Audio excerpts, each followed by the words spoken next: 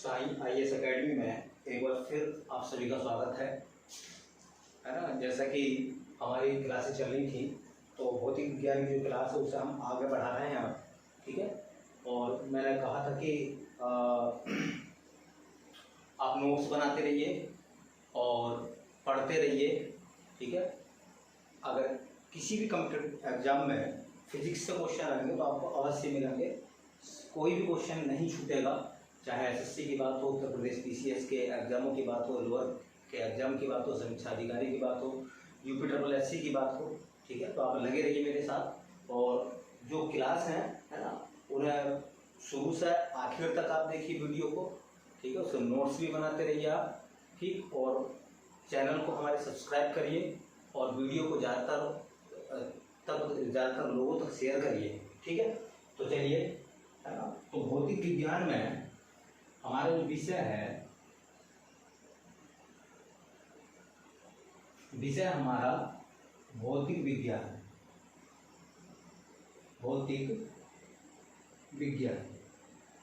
है ना। पहले मैं आपको 5 यंत्रों के नाम बताता हूँ, ठीक है। 5 यंत्र, जैसे एक यंत्र का नाम है माइक्रोमीटर।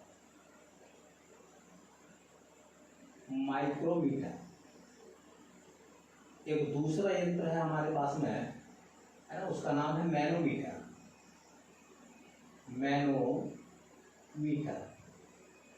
है ना। एक तीसरा हमारे पास यंत्र है ट्रांसमीटर।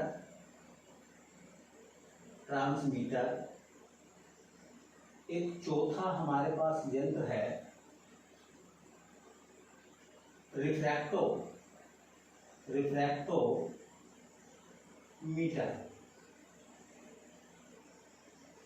एक 5वां यंत्र है जिसका नाम है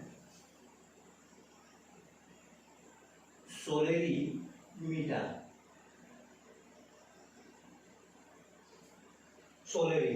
है ना। तो बेटा पहले मैं आपको इन 5 यंत्रों के बारे में बताऊंगा कि 5 यंत्र जो है वो कहाँ कहाँ यूज होते हैं, इनका महत्व क्या है, ठीक। तो जैसे पहले लिखा हुआ है माइक्रोमीटर, शायद आपको मेरी क्लासों से याद आ गया हो। माइक्रोमीटर अर्थात माइक्रोन, है ना। और मैंने आपको बताया था कि एक माइक्रोन जो होता है वो 10 की पावर -6 मीटर, है ना। 1 मीटर का 10 लाखवां भाग 1 माइक्रोन कहलाता है, उसी को हम माइक्रोमीटर बोलते हैं। और जो माइक्रोमीटर होता हमारा, उसका काम क्या है? माइक्रोमीटर का जो हमारा काम है, माइक्रोमीटर का काम है ना, सूक्ष्म, अति सूक्ष्म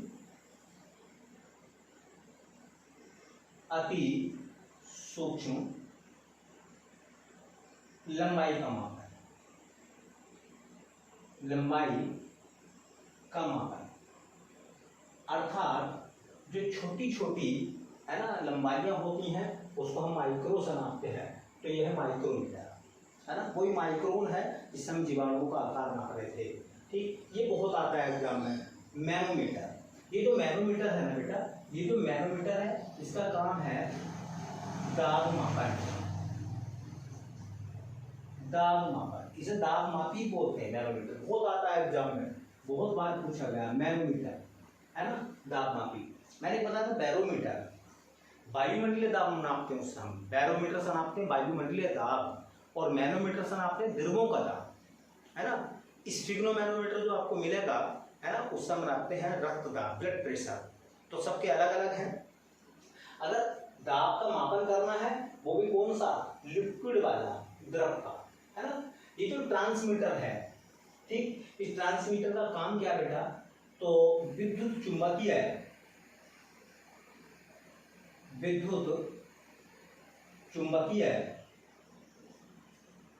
तरंगों का प्रसारण,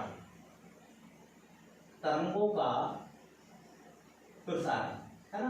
तुमने देखा होगा जो टीवी होती है ना, चाहे आप डिश की आप बात कर लें, मोबाइल की आप बात कर लें, तो जो टावर होते हैं ना इनके लगे हुए, उसमें एक रिसीवर होता है, ट्रांसमीटर होता है ना। ट्रांसमीटर का मतलब है भेजने वाला। तो विद्युत चुंबकीय तरंगों को हमारे मोबाइल तक जो भेजता है ना, या हमारी डिश टीवी तक जो भेजता है वो ट्रांसमीटर ही होता है, ठीक है। ऐसे ही रिफ्रैक्टोमीटर, रिफ्रैक्टो एक शब्द सुनोगे आप, एक तो होता है रिफ्लेक्शन, जिसको रिफ्लेक्शन अंग्रेजी का वर्ड है, जिसको हम बोलते हैं परावर्तन। एक होता है रिफ्रैक्शन, रिफ्रैक्शन अपवर्तन। तो इससे रिफ्रैक्टो का मतलब है अपवर्तनांक का मापन। प्रकाश वाले चैप्टर में मिलेगा आपको ये अपवर्तनांक शब्द, अपवर्तनांक का मापन, ठीक है ना। सोलरी मीटर, सोलरी सोलर से बना है, सोलर, सोलर का मतलब होता है सौर ऊर्जा। तो इससे हम क्या करते हैं बेटा, सौर विकिरण का मापन, सौर विकिरण का मापन, ठीक है। तो मैं ना आज आपको 5 मापक यंत्रों के नाम बता दिए फिजिक्स में, है ना, जिनका हम कहीं ना कहीं किसी न किसी रूप में हम इस्तेमाल करते हैं। मैंने आपको लैप्टोमीटर बताया था, बैरोमीटर बताया था, हाइड्रोमीटर बताया था, हाइड्रोमीटर बताया था मैंने, है ना, स्पीडोमीटर बताया था मैंने, बहुत सारे मैं आपको बताता हूँ, ठीक है। तो थोड़े थोड़े करके अगर आप पढ़ते रहेंगे, चीज़ आपको याद भी होती रहेंगी, है ना। लिखाने को मैं एक ही दिन में आपको बहुत सारे लिखा दूँ, है ना, लेकिन वो याद नहीं हो पाएंगे। थोड़े थोड़े 5-5 करके आप याद करते रहेंगे, है ना। इसके बाद जैसे ही खत्म हो जाएंगे फिर मैं आपको जो है 5-5 खोज कराऊंगा, रिसर्च जो हुई है फिजिक्स में, है ना, वो भी एग्जाम में आते हैं, चाहे पुलिस के एग्जाम हो या कोई अदर एग्जाम हो, उन सभी में पूछे जाते हैं। समूह या भय के जो एग्जाम होते हैं उनमें भी अक्सर ऐसे सवाल पूछ लिए जाते हैं, ठीक है। तो 5 मैंने आज आपको मीटर के बारे में बता दी, ठीक है। चलिए बेटा, हमारा जो टॉपिक है, मूल टॉपिक,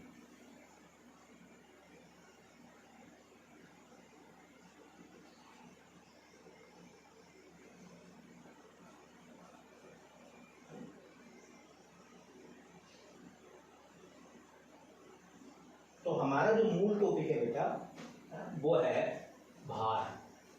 फिजिक्स में टॉपिक आता है बहुत अच्छा होता है, कई क्वेश्चन पूछे जाते हैं, भार, वेट, वेट मतलब भार, बहुत अच्छा टॉपिक है, अच्छे शानदार सवाल यहाँ से बनते हैं, है ना। तो सवाल पहला ये है कि भार क्या है, ठीक है, भार किसे कहते हैं, भार क्या है। तो आप सब जानते हैं कि जब कोई वस्तु, है ना, ऊपर से नीचे की तरफ गिरती है, वो किसी न किसी आकर्षण बल के द्वारा खींच ली जाती है। ऊपर की तरफ अगर आप पत्थर फेंकते हैं सपोज दैट, है ना, तो वो पत्थर नीचे की तरफ आएगा, क्यों आएगा, है ना। तो उस सवाल का जवाब हम बोलते हैं कि पृथ्वी का जो गुरुत्वाकर्षण बल है वो पृथ्वी के ऊपर जाने वाली वस्तु को अपनी तरफ खींचता है, नीचे की तरफ खींचता है ना। इसी प्रकार कहा जाता है कि जो गुरुत्वीय बल है ना, ग्रेविटेशनल फोर्स है, गुरुत्वीय बल है, वो गुरुत्वीय बल भार कहलाता है। तो इसकी अगर हम डेफिनेशन की बात करें, है ना, भार की अगर हम डेफिनेशन की बात करें तो किसी वस्तु पर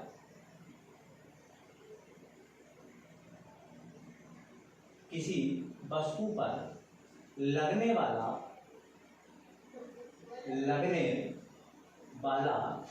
गुरुत्वीय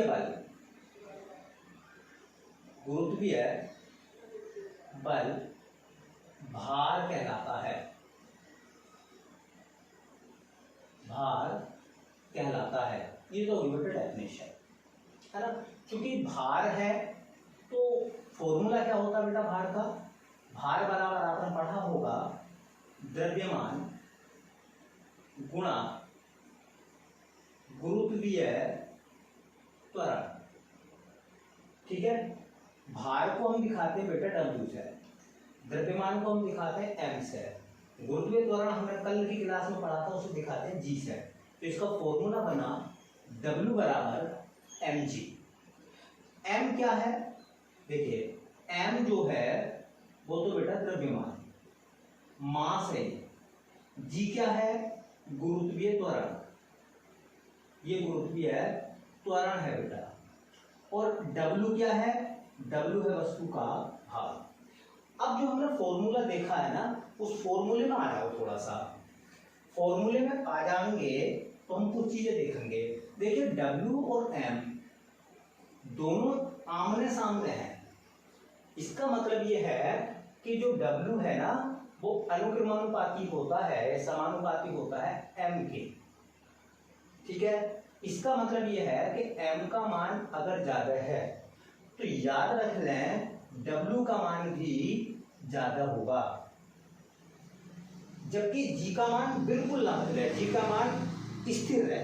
अगर G का मान स्थिर है, G का मान अपरिवर्तित है, तो समझ लीजिए जिस वस्तु का द्रव्यमान ज्यादा होगा उसका भार भी ज्यादा होगा।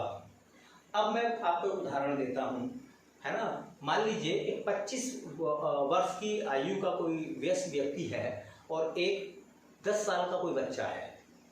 अगर मैं आपसे पूछूं कि इसी धरातल पर, इसी पृथ्वी पर, इसी कमरे में, है ना, किसका भार ज्यादा आएगा, है ना, तो आप कहोगे भाई साहब जिसका द्रव्यमान ज्यादा है। 25 साल का जो व्यक्ति है सपोज दैट उसका द्रव्यमान ज्यादा है, इसलिए उसका भार भी ज्यादा होगा। जो छोटा बच्चा है उसका भार कम होगा। इसका मतलब ये हुआ कि भार द्रव्यमान पर भी निर्भर करता है।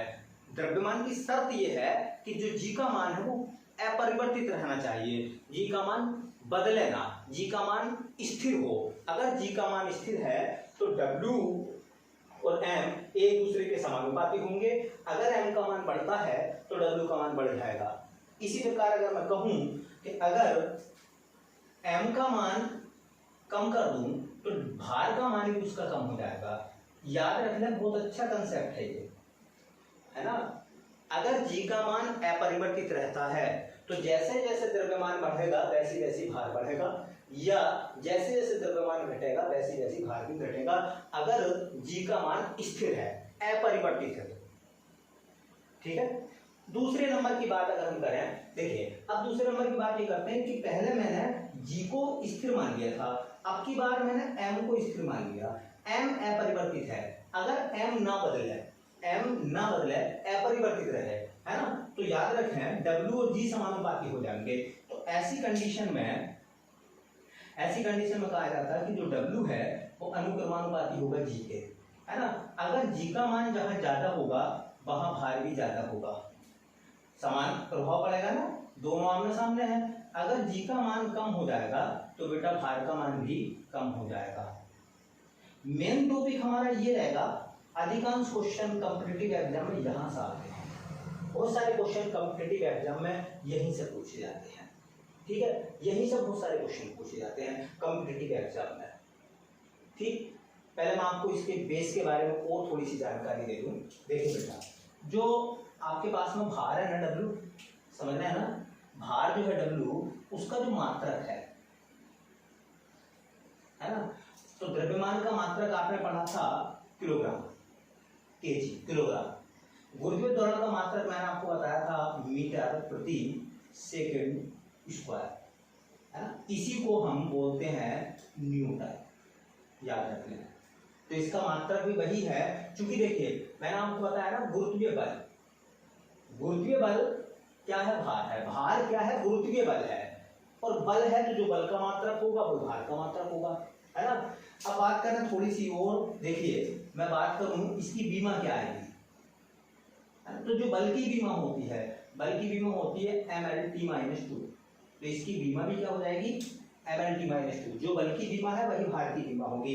एसएससी के एग्जाम में चाहे CGL की बात करें हम, है ना, चाहे CPO की बात करें, बीमाएं पूछ ली जाती हैं, आयाम पूछ लिए जाते हैं, डायमेंशन पूछ ली जाती है ना, तो खूब एग्जाम में पूछी जाती है ये, ठीक। ऐसे देखिए अगर मैं बात करूं कि जो भार है वो कैसी राशि है ना, तो भार कैसी राशि है, भार सदिश राशि है ना।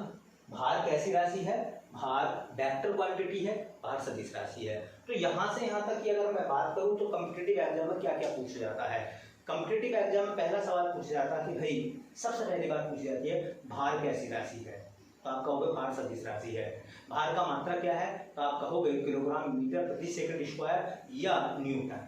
तीसरा सवाल पूछा जाता है भार की बीमा क्या है, तो जो बल की बीमा है mLT-2, ठीक है। भार का फॉर्मूला क्या है, तो आप कह सकते हो W बराबर mg।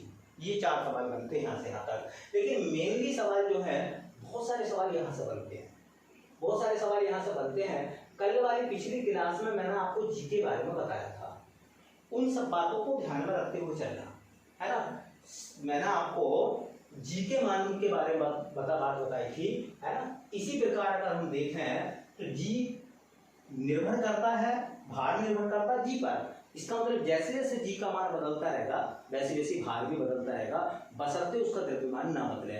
अगर द्रव्यमान अपरिवर्तित है ना, और जी परिवर्तित है, द्रव्यमान अपरिवर्तित है और जी परिवर्तित है, तो आप समझ लीजिए W का मान भी परिवर्तित होगा, भार का मान भी परिवर्तित होगा। मैं कुछ चीजें आपको बताता हूँ, देखिए, है ना। पहली बात मैंने आपको बताई थी, मैंने आपसे कहा था कि धरातल से ऊपर जाने पर,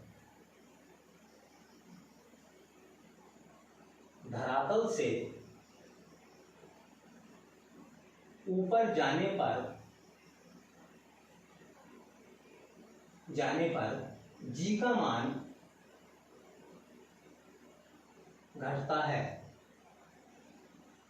अब हिसाब लगाओ बेटा, धरातल से, इस जमीन से अगर हम जैसे जैसे ऊपर जाते हैं वैसे वैसे जी घटता कि नहीं, मैंने आपको बताया था पिछली क्लास में। तो धरातल से ऊपर जाने पर जी घटता है। अच्छा, जब जी का मान घटेगा तो फिर W कैसा रह जाएगा, W कैसा रह जाएगा, W भी घटेगा। तो हम कह सकते हैं कि धरातल से ऊपर जाने पर जी का मान घटता है, अतः वस्तु का भार भी घटता है, भार भी घटता है।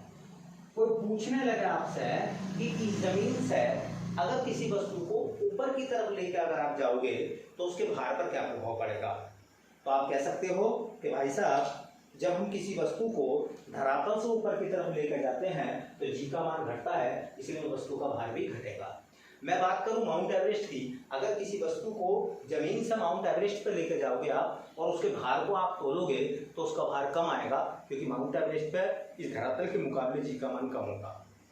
ठीक है, आगे चलते हैं। फिर मैंने दूसरी बात आपको बताई थी, सब बातें याद आ रही होंगी आपको। दूसरी बात मैंने बताई थी आपको कि धरातल से इस जमीन से जिसमें मैं खड़ा हुआ हूं, धरातल से नीचे जाने पर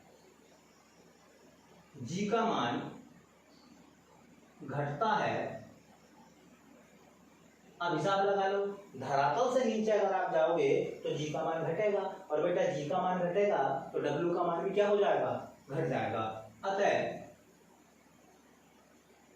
वस्तु का भार घटता है, वस्तु का भार घटता है। तो आप हिसाब लगा लो, धरातल से ऊपर जाने पर जी का मान घटता है, धरातल से नीचे जाने पर जी का मान घटता है, और अगर जी का मान घटता है बेटा तो भार घटेगा। क्लियर होगी बात। अगला कंसेप्ट मैंने आपको बताया था बेटा, समझते रहो मेरे साथ साथ। देखिए, मैंने कहा था कि पृथ्वी के केंद्र पर जी का मान शून्य होता है। हिसाब लगा लो मेरे साथ, पृथ्वी के केंद्र पर जी का मान शून्य होता है। और बेटा अगर जी का मान 0 लगाओगे और 0 की m से गुणा करोगे तो m गुणा 0 = 0, तो भार कैसा हो जाएगा, बोलो। अगर जी का मान शून्य होगा तो भार का मान भी शून्य होगा, है ना। अतः वस्तु का भार शून्य होता है ना। इसी प्रकार मैंने और बातें आपको बताई थी। देखिए, मैंने और बातें बताई थी आपको, मैंने आपसे कुछ कहा था। मैंने कहा था कि देखिए, जो चंद्रमा है, चंद्रमा पर जी का मान जो होता है पृथ्वी के जी के मान का 1/6 होता है ना। तो जब पृथ्वी के अपेक्षा 1/6 होता है तो फिर चंद्रमा पर वस्तु का भार कितना होगा, है ना।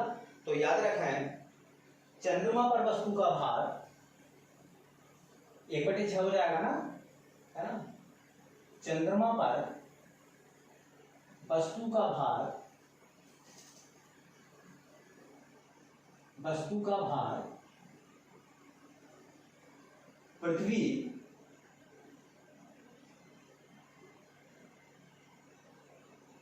पर भार का 1/6 होता है, 1/6 होता है ना। पृथ्वी पर भार का ये क्वेश्चन पूछा गया है कि मान लो किसी वस्तु का भार डब्ल्यू ई वेट की, ई का मतलब होता है अर्थ, डब्ल्यू का मतलब वेट, है ना। पृथ्वी पर वस्तु का भार मान लीजिए 60 न्यूटन है, ठीक है ना। तो उसका जो भार है वो मून पे कितना होगा, चंद्रमा पर, है ना। तो जो 60 न्यूटन का भार है वो पृथ्वी पर, उसका 1/6 अगर 6 आप कर दोगे तो आएगा बेटा 10 न्यूटन, 10 न्यूटन का उसका भार आएगा। क्लियर होगी बात। और अगर मान लो चंद्रमा पर, मून का मतलब है चंद्रमा, चंद्रमा पर अगर किसी वस्तु का भार 10 न्यूटन है तो फिर पृथ्वी पर क्या गुना हो जाएगा, वो 6 गुना हो जाएगा, अर्थात वो कितना हो जाएगा, 60 न्यूटन। क्लियर, चलो आगे। ऐसे मैंने कहा था कि देखिए, है ना, मंगल पर वस्तु का भार पृथ्वी के, ये पृथ्वी पर भार का 2/5 होता है, 2/5 होता है। ऐसा मानकर चलो कि भार पृथ्वी पे 60 न्यूटन है किसी वस्तु का, तो मार्स पे कितना होगा, WM, मैं MARS मार्स लिख कर देता हूं। मार्स मतलब मंगल पर कितना होगा, तो 60 का 2/5 कर लो, 12 पंजे 60, 12 दूनी 24 न्यूटन का भार आएगा उसमें। क्लियर होगी बात। फिर मैंने बात और बताई थी, देखिए जितने मैंने टॉपिक जी पर कराए थे सब पे भार का आप स्टेप लगा सकते हैं और ये देख सकते हैं किस तरीके से परिवर्तन होता है। सब एग्जाम में क्वेश्चन पूछे जाते हैं, याद रख लें, सब क्वेश्चन एग्जाम के हिसाब से हैं, एग्जाम में खूब पूछे जाते हैं यहाँ से क्वेश्चन, है ना। तो एक मैंने बताया था कि निर्वात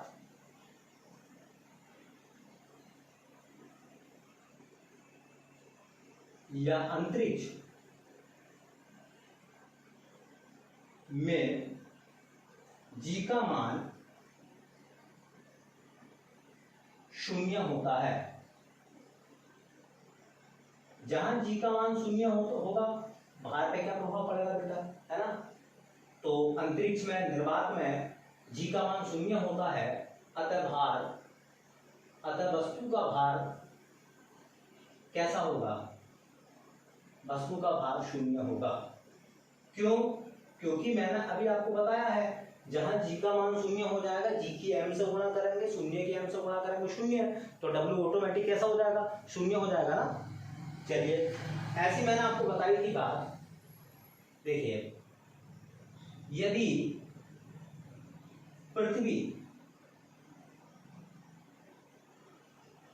अपनी अक्ष पर तेजी से घूमना शुरू कर दे, तब जी का मान घटता है। अब सवाल यह है कि जो पृथ्वी है ना, वो तकरीबन 1667 किलोमीटर प्रति घंटा के वेग से घूम रही है अपनी अक्ष पर। 1667 किलोमीटर प्रति घंटा की चाल से वो लगातार क्या कर रही है, चक्कर लगा रही है। अगर पृथ्वी की स्पीड दुगनी हो जा या पृथ्वी की स्पीड बढ़ जा तो जी का मान कैसा हो जाएगा। मान लो 1667 किलोमीटर प्रति घंटा की अपेक्षा पृथ्वी जो है वो 3200 किलोमीटर प्रति घंटा की स्पीड से घूमने लगे, तो जी का मान क्या हो जाएगा, घट जाएगा। और जब जी का मान घटेगा तो वस्तु का भार कैसा हो जाएगा, जहां जी का मान घटेगा वहां वस्तु का भार भी घटेगा। तो सवाल बन सकता है कि यदि पृथ्वी अपनी अक्ष पर तेजी से घूमना शुरू कर दे तो वस्तु के भार पर क्या प्रभाव पड़ेगा। पहला ऑप्शन बढ़ेगा, दूसरा ऑप्शन घटेगा, तीसरा परिवर्तित रहेगा, चौथा विकल्प मान लीजिए इनमें से कोई नहीं है। तो क्या आप आंसर लगाओ बेटा, है ना। तो पृथ्वी अपनी अक्ष पर तेजी से घूमना शुरू कर दे तब जी का मान घटता है, अतः वस्तु का भार घट जाएगा, है ना। फिर मैंने आपको एक बात और बताई थी, है ना। मैंने आपसे कहा था, देखिए, है ना, मैंने आपसे कहा था कि यदि पृथ्वी अपनी अक्ष पर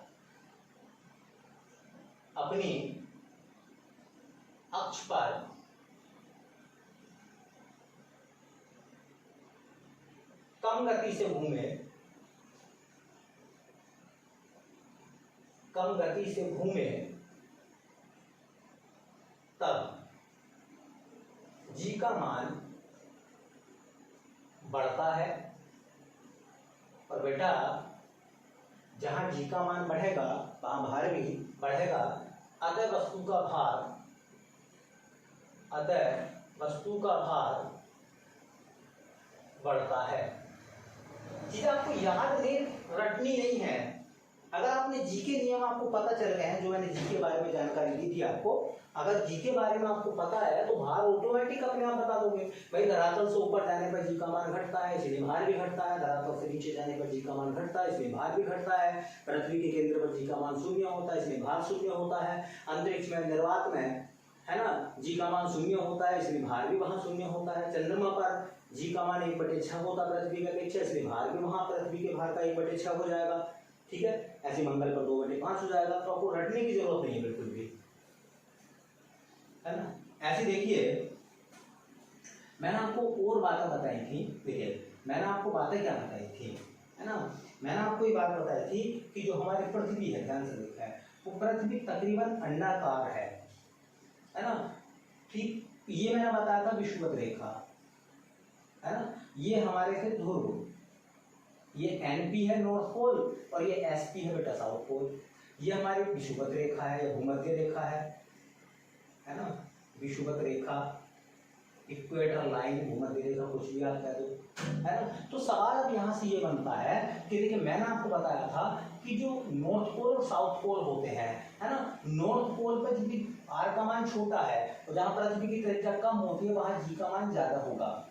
ठीक है, और जो विषुवत रेखा है वहां पृथ्वी की त्रिज्या ज्यादा है, इसलिए वहां पर जी का मान कम होगा। तो सवाल ये है, देखिए सवाल ये है कि किसी वस्तु का भार अधिकतम कहाँ होगा, किसी वस्तु का भार अधिकतम कहाँ होगा। तो किसी वस्तु का भार पृथ्वी पर अधिकतम कहाँ होगा, जहां जी का मान ज्यादा है। तो ध्रुवों पर जी का मान ज्यादा है, इसलिए ध्रुवों पर जी का मान ज्यादा होने के कारण भार भी ज्यादा आएगा, है ना। तो सवाल अपने पास क्या बनेगा, क्वेश्चन हम कैसे बना सकते हैं, क्वेश्चन बना सकते हैं, है ना, कि भूमध्य रेखा की अपेक्षा ध्रुवों पर, भूमध्य रेखा की अपेक्षा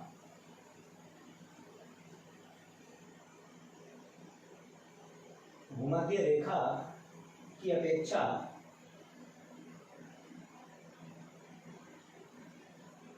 ध्रुवों पर जी का मान अधिक होता है, अतः वहां भार भी अधिक होगा, भार भी अधिक होगा। अब इसे उल्टा बनाओ, उल्टा ही बनाओ कि भाई जी का मान कम कहाँ है, विषुवत रेखा पर, तो यहाँ पर भार भी कम होगा। जी का मान ज्यादा कहाँ है, भूमध्य रेखा ध्रुवों पर, इसलिए वहां पर भार भी ज्यादा होगा। अब सवाल ये है जी का मान कम है इसलिए भार भी कम होगा। अगर मैं भूमध्य रेखा से ध्रुवों की तरफ जाऊं तो भार पर क्या प्रभाव पड़ेगा, जैसे जैसे जी बढ़ेगा वैसे वैसे भार भी बढ़ेगा। तो अगला सवाल हमारा ये बन सकता है ना, कि भूमध्य रेखा से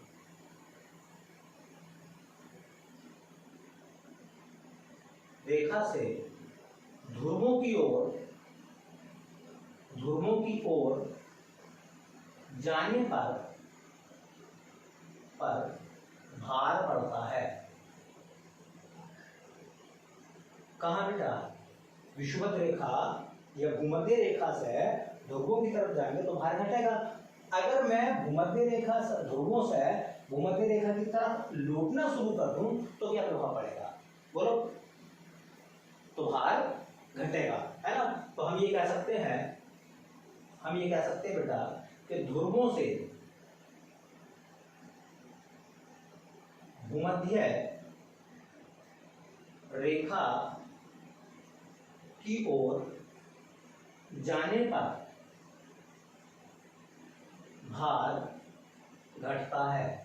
अच्छा एक सवाल बनाते हैं, है ना, सवाल ये बनाते हैं कि एक आदमी भूमध्य रेखा से पहले ध्रुव की ओर गया, फिर वो ध्रुव से भूमध्य रेखा पर पुनः वापस आ गया। बताओ उसके भार पर क्या प्रभाव पड़ा, भार पर क्या प्रभाव पड़ा। तो पहले जो आदमी भूमध्य रेखा से ध्रुवों की तरफ जाएगा तो यहाँ तक उसका भार बढ़ेगा, पहले बढ़ेगा, और उसके बाद में क्या हो जाएगा, जब ध्रुवों से भूमध्य रेखा की तरफ आएगा तो भार घटेगा। तो ऑप्शन क्या आएगा, है ना, वो सवाल बना के देगा कि एक व्यक्ति भूमध्य रेखा से ध्रुवों की ओर जाता है और पुनः भूमध्य रेखा पर वापस लौट आता है, बताइए उसके भार पर क्या प्रभाव पड़ेगा। पहला ऑप्शन आएगा बढ़ेगा घटेगा, दूसरा ऑप्शन आएगा पहले बढ़ेगा फिर घटेगा, और तीसरे विकल्प में वो रखेगा पहले घटेगा और फिर बढ़ेगा। ये आपको सवाल का जवाब ढूंढना है ना। तो कमेंट्स बॉक्स में लिख के इसका जवाब मुझे दे सकते हैं, ठीक है। चलिए बेटा, बड़े शानदार सवाल यहाँ से बन सकते हैं और भी।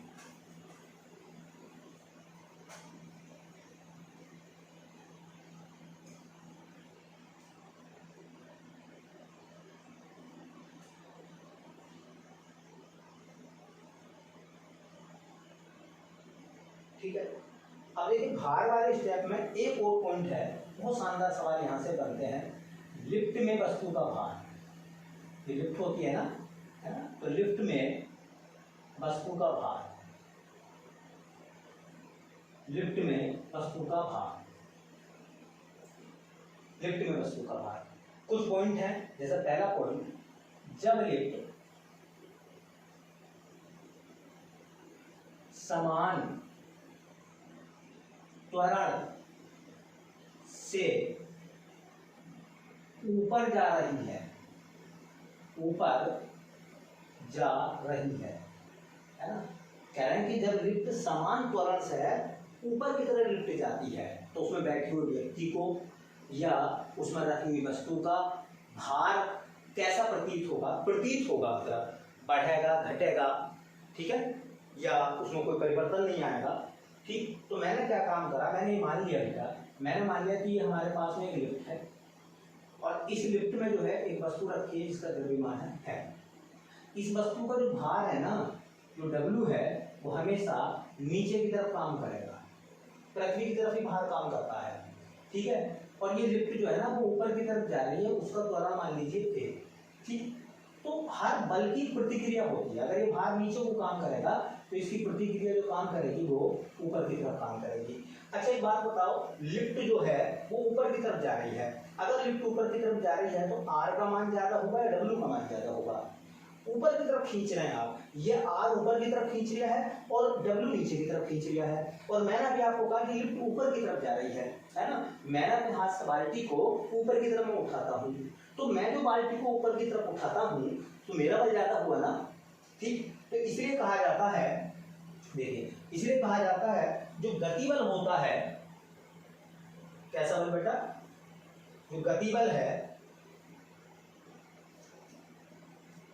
ना, तो जो गति बल है R का मान होगा ज्यादा है, W का मान होगा कम, ठीक। गति बल होता है F बराबर, है ना, R माइनस W का मान मैंने अभी बताया आपको mg, F बराबर आपने पढ़ा ma, R माइनस mg को जब उठा लाओ तो ma बराबर हो जाएगा बेटा mg, ma प्लस हो जाएगा mg बराबर R, अर्थात R बराबर हो जाएगा m कॉमन ले लो a प्लस c। a में g का मान जुड़ गया है, a में g का मान क्या हो गया बेटा, जुड़ गया। जब a में g का मान जुड़ा है तो भार कैसा महसूस होगा, भार रेजिस्टेंस सॉरी भार जो प्रतिक्रिया है ना, उसका मान कैसा प्रतीत होगा, बढ़ा हुआ, क्योंकि a में g का मान प्लस हो गया, और जब कोई चीज प्लस होगी तो मान बढ़ेगा या घटेगा। कोई चीज a में कोई चीज प्लस हो रही है तो क्या प्रभाव पड़ेगा, प्लस होने पर क्या प्रभाव पड़ता है, मान बढ़ता है ना, है ना। अतः वस्तु का भार, अतः वस्तु का भार बढ़ा हुआ प्रतीत होगा। देखो मैंने एक शब्द लिखा है ना, भार बढ़ा हुआ प्रतीत होगा, उसे महसूस होगा, है ना, उसे महसूस होगा, ठीक, ना कि वास्तव में बढ़ेगा। तो ये आभासी है, ये है ना, इसका केवल हम एहसास करते हैं, आभास करते हैं। अब सपोज दैट एक बात बताओ, नीचे एक सीमेंट का एक बोरा रखा हुआ है, है ना, या मान लीजिए 10 किलोग्राम का कोई बाट रखा हुआ है और मैं उसे उठाऊं और ऊपर की तरफ लेके जाऊं तो मुझे क्या करना पड़ेगा, बल लगाना पड़ेगा ना। तो मुझे वो कैसा लगेगा, भारी बल लगेगा नहीं लगेगा उसमें, क्यों लगेगा, क्योंकि मैं ग्रेविटेशनल फोर्स के गुरुत्वाकर्षण बल के खिलाफ काम करता हूँ, है ना। लेकिन अगर मान लीजिए ऊपर कोई वस्तु रखी है तो नीचे को धकेलना उसे आसान होगा, ठीक है। तो याद रखें यहाँ से इतना जो पोर्शन जो मैंने आपको बताया ना, ये कॉम्पिटिटिव एग्जाम में आपको रटना नहीं है। ये मैंने इसलिए बताया है ताकि आप जो है अगर भूल भी जाए तो इन चीजों को ढूंढ लें, कवर कर लें। आपको सिर्फ इतना याद रखना है कि जब लिफ्ट समान त्वरण से ऊपर जा रही है ना, तब वस्तु का भार बढ़ा हुआ प्रतीत होगा। लिफ्ट में जो वस्तु है उसका भार उसको बढ़ा हुआ प्रतीत होगा अगर लिफ्ट समान त्वरण से क्या कर रही है, ऊपर की तरफ जाती है तो, है ना। अब देखिए दूसरा पॉइंट क्या है ना। दूसरा पॉइंट है अपना, जब लिफ्ट समान त्वरण से नीचे आ रही हो, समान त्वरण से नीचे आ रही है, वही स्ट्रक्चर हम दोबारा बनाते हैं। देखो वो स्ट्रक्चर हमने दोबारा बना दिया। ये m द्रव्यमान की कोई लिफ्ट है, इसका भार W बराबर mg नीचे की तरफ काम करेगा। भार की जो प्रतिक्रिया होगी, क्रिया प्रतिक्रिया के नियम से वो ऊपर की तरफ काम करेगी और लिफ्ट समान त्वरण से क्या हो रही है, नीचे की तरफ आ रही है। अगर लिफ्ट नीचे की तरफ आ रही है तो कौन सा मान ज्यादा होगा, W, और कितना ज्यादा होगा, W में से R कम कर लो, ठीक है। तो जो गतिबल बनेगा आपका, है ना, जो उसका गतिबल निकल कर आएगा वो निकल कर आएगा बेटा W माइनस R, ठीक। अब गतिबल बल होता है बराबर m में पढ़ा आपने, है ना, W हो गया mg माइनस R को इधर को उठा लाओ आप, ठीक। तो R बराबर क्या मान हो जाएगा, mg, ये उधर पहुंच जाएगा ना, इसे उधर पहुंचा दो, R को इधर को उठा लो, R माइनस में था प्लस में हो गया, ये प्लस वाला माइनस में हो जाएगा, है ना। तो R बराबर हो जाएगा m कॉमन ले लो g माइनस a। अब देखो ये चिन्ह बता रही है आपको, g में से a का मान घटा है और जब कोई चीज घटेगी तो मान कैसा प्रतीत होगा आपको, घटी हुई वैल्यू आएगी कि नहीं आएगी। इसमें g में a जुड़ा हुआ था इसलिए भार बढ़ा हुआ प्रतीत हो गया था, इसमें g में से a का मान घटा हुआ है इसलिए भार आपको कैसा लगेगा, बोलो, भार आपको घटा हुआ प्रतीत होगा, है ना। अतः वस्तु का भार घटा हुआ प्रतीत होगा। वस्तु का भार कैसे लगेगा बेटा, घटा हुआ प्रतीत होगा। ये थोड़ा सा याद रख के चले। मान लीजिए मेरे सिर पर एक बोझ है, समझ रहे हैं ना, जब मैं उसे नीचे की तरफ उतारूंगा तो मुझे कोई बल नहीं लगाना पड़ेगा, है ना, थोड़ी गर्दन झुका दूंगा अपने आप गिर जाएगा वो। क्यों, क्योंकि गुरुत्वाकर्षण के खिलाफ हम काम नहीं कर रहे हैं, गुरुत्वाकर्षण के समानांतर काम कर रहे हैं, उसके अनुकूल हम काम कर रहे हैं, है ना। तो बस आपको इतना याद रखना है, ये एग्जाम आपको याद नहीं रखना, ये रखना नहीं है, बस आपको इतना याद रखना है कि जब लिफ्ट समान त्वरण से नीचे आ रही है तो उस वस्तु का भार घटा हुआ प्रतीत होगा, और जब लिफ्ट समान त्वरण से ऊपर जा रही हो तो वस्तु का भार बढ़ा हुआ प्रतीत होगा। क्लियर, ये दो लाइनें आपको याद रखनी है, ठीक है। इससे थोड़ा सा लंबे समय तक आपको चीजें याद रह जाएंगी, है ना। तीसरा पॉइंट अपना देखिए बेटा, तीसरा पॉइंट है ना, जब लिफ्ट समान वेग से ऊपर या नीचे दोनों में से कोई सी भी स्थिति हो आ रही हो। अब देखिए यहां जो मैंने शब्द इस्तेमाल करा है वो मैंने इस्तेमाल करा समान त्वरण, यहां भी मैंने शब्द इस्तेमाल करा समान त्वरण, लेकिन यहां जो मैंने शब्द इस्तेमाल करा इस शब्द पे जाइए समान वेग। और याद रखो जब वेग समान होता है तो एक्सीलरेशन की वैल्यू, त्वरण का मान शून्य होता है, ये मैंने आपको बताया था त्वरण वाले चैप्टर में, है ना, पिछली वीडियो आप देख लें। तो मैंने कहा था कि जब किसी वस्तु का वेग समान होता है तो उस वस्तु का त्वरण हमेशा शून्य होता है ना। आप देखते हैं इसके भार पर क्या प्रभाव पड़ेगा। मान लीजिए m द्रव्यमान की कोई वस्तु है, समझ रहे हैं ना, उसका जो भार है W बराबर mg को नीचे की तरफ काम करेगा, भार की जो प्रतिक्रिया है वो ऊपर की तरफ काम करेगी। एक्सेलरेशन की वैल्यू ए है, और ए का मान मैंने आपको बताया 0 है ना। अगर मान लो वस्तु नीचे की तरफ ही आ रही है, कहीं भी लगा दो आप, वस्तु अगर नीचे की तरफ आ रही है ना, तो गति बल W का मान ज्यादा हो जाएगा, R का मान कम हो जाएगा। ऊपर की तरफ लगाना चाहोगे तो R का मान माइनस W का मान, तो ऐसे घटा देना है ना। गति बल बल होता है बराबर ma, W का मान होता है mg माइनस R। अब बेटा m गुणा a का मान कितना हो गया 0 बराबर mg माइनस R है ना। ये मान आप देख रहे हैं 0 बराबर हो गया mg माइनस R, अर्थात R बराबर कितना हो गया mg।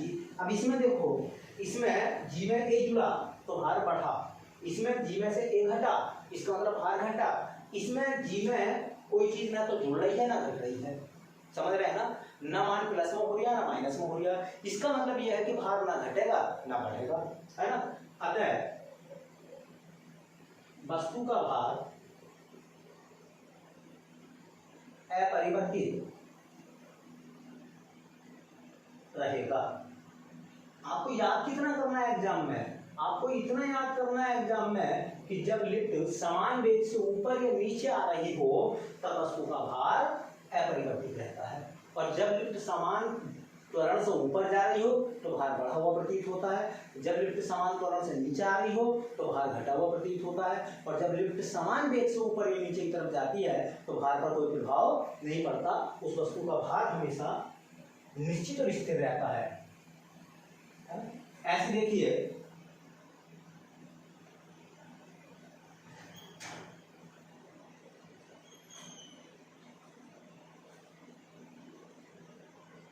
देखिए चौथा पॉइंट, नीचे आते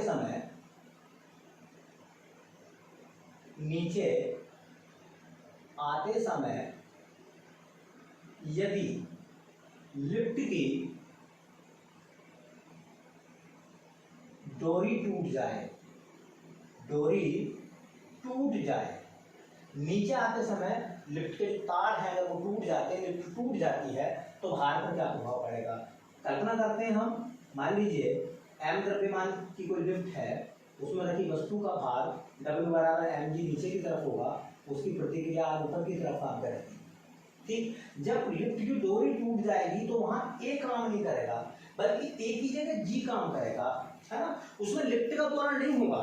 अगर मैं वो एक पत्थर को लेकर ऊपर से छोड़ दूं तो उसका कोई भी त्वरण काम नहीं करेगा, एक ही त्वरण उसका काम करेगा, वो होगा गुरुत्वीय त्वरण, समझ रहे हैं ना। तो जब लिफ्ट की डोरी अगर टूट जाती है तो उसका जो एक्सीलरेशन है वो ग्रेविटेशनल एक्सीलरेशन के बराबर हो जाएगा, अर्थात जो उसका त्वरण है वो गुरुत्वीय त्वरण के समान काम करेगा। अच्छा, लिफ्ट आ रही है नीचे की तरफ, डोरी टूट गई तो गति बल कितना होगा बेटा, है ना। तो गति बल बराबर W का मान ज्यादा होगा, R का मान कम होगा। अच्छा, बल होता है बराबर ma, ये हो जाएगा mg माइनस R। देखो m a की जगह लगाएंगे हम लोग g बराबर mg माइनस R, है ना। R को इधर उठा लाओ तो mg माइनस mg, कुल मिलाकर R बराबर क्या हो गया बेटा 0। इसका मतलब क्या होगा, इसका मतलब यह है अगर लिफ्ट नीचे की तरफ आती है, समझ रहे हैं ना, और डोरी उसमें टूट जाती है तो लिफ्ट में रखी वस्तु का भार 0 प्रतीत होगा। कितना 0 प्रतीत होगा, है ना। तब वस्तु का भार 0 प्रतीत होगा, इसे भारहीनता, वेटलेस बोलते हैं अंग्रेजी में, इसे भारहीनता की अवस्था कहते हैं, ये वेटलेस है, ये भारहीनता की अवस्था है ना, भारहीनता की अवस्था है। जैसा मान लीजिए, है ना, एक व्यक्ति जो है वो 2 मंजिला मकान की छत से, है ना, अपने सिर पर कोई पोटली लेकर, कपड़े की कोई पोटली लेकर कूदता है, तो जिस समय वो हवा में है, जमीन पर नहीं गिरा अभी वो, जिस समय वो हवा में ऊपर से नीचे की तरफ आ रहा है, उसे पोटली का वजन कैसा महसूस होगा, बढ़ा हुआ, घटा हुआ अपरिवर्तित या शून्य। कमेंट्स बॉक्स में इसका भी जवाब दीजिए आप। दोबारा सवाल को सुन लें। सवाल ये है कि एक आदमी 2 मंजिला मकान की छत से, 2 मंजिले की छत से, है ना, वो नीचे की तरफ कूदता है। उसके सिर पर एक सामान की पोटली है, उसको लेकर वो कूदता है। जब वो हवा में है, पृथ्वी पर नहीं आया, जमीन पर नहीं आया, तो उसे पोटली का भार कैसा लगेगा? बढ़ा हुआ, घटा हुआ, अपरिवर्तित या शून्य? कमेंट्स बॉक्स में इस सवाल का जवाब भी दीजिए। चलिए देखो, 5वीं अवस्था क्या है ना? यदि लिफ्ट का त्वरण, यदि लिफ्ट का त्वरण गुरुत्वीय त्वरण से, गुरुत्वीय त्वरण से अधिक है। समझ रहे हैं? मतलब ये क्या है कि ए का मान बड़ा है किससे? जी से। जी का मान मैंने बताया था 9.8 मीटर प्रति सेकंड स्क्वायर। अगर ए का मान ज्यादा है किससे? जी के मान से, है ना? तब लिफ्ट में रखी वस्तु, लिफ्ट में रखी वस्तु लिफ्ट की छत से टकराएगी। इसलिए क्वेश्चन याद रखना, इसलिए कहा जाता है कि जितनी लिफ्ट चलती हैं उन सभी लिफ्टों का ग्रेविटेशनल एक्सीलरेशन, मतलब जो लिफ्ट चलती हैं उन सभी लिफ्टों का त्वरण का मान हमेशा जी से कम होता है। जी से ज़्यादा कभी नहीं रखते हैं। क्यों नहीं रखते हैं? क्योंकि अगर ऐसी स्थिति बनती है तो जो, मान लीजिए मैं लिफ्ट में बैठा हुआ हूँ और लिफ्ट का जो त्वरण है वो गुरुत्वीय त्वरण से अगर ज़्यादा है तो मेरा सर जो बार बार लिफ्ट की छत से टकराएगा। ठीक है? तो बेटा आज हमने भार के बारे में बहुत सारी चीज़ें पढ़ी। कल मैं को जोड़ूंगा भार में और द्रव्यमान में क्या फ़र्क है। बड़े सारे सवाल आते हैं यहाँ से, है ना? सवाल पूछे जाते हैं कई एग्जामों में, एसएससी जैसे एग्जामों में ऐसे क्वेश्चन पूछे हुए हैं। ठीक, तो वीडियो को लास्ट तक देखो और दूसरों को शेयर भी करो। काफ़ी मेहनत लगती है वीडियो बनाने में, आप सभी के लिए इन सब चीज़ों को उपलब्ध कराने में। ठीक, तो मिलते हैं नेक्स्ट वीडियो में। तब तक के लिए आप सबका धन्यवाद।